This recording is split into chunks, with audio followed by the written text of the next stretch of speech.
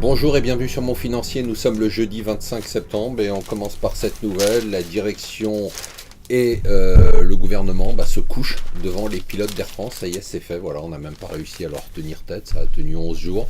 On abandonne donc le projet Transavia Europe, ça veut dire globalement que le Air France à terme n'est pas viable. Et donc, peut-être qu'on ouvre la route, soit une augmentation de capital avec l'État, l'argent des contribuables, le vôtre, ou peut-être qu'on va peut-être vendre ça à Qatar Airways, voilà, ça serait une bonne idée.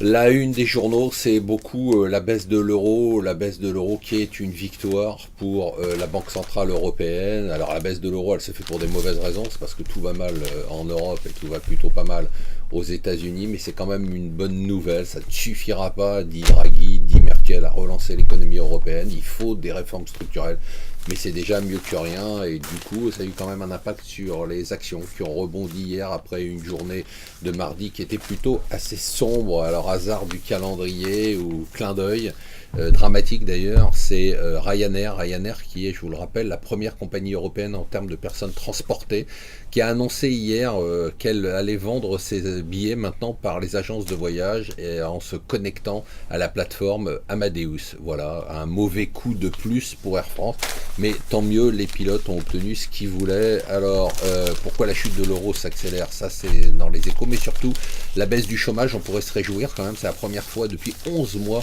qu'on a une baisse de chômage, mais finalement, on s'aperçoit que c'est dû à un problème administratif. C'est certains 26 000 chômeurs qui n'avaient pas bien mis à jour leur dossier à Pôle emploi et donc qui ont été sortis, pas par erreur, mais dès qu'ils auront mis à jour leur dossier, rentreront dedans.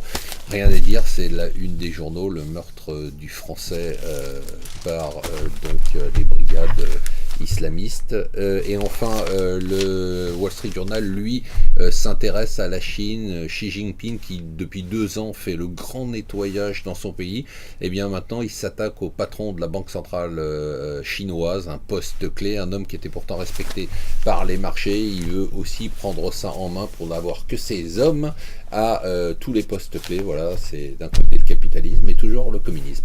Restez avec nous sur Mon Financier.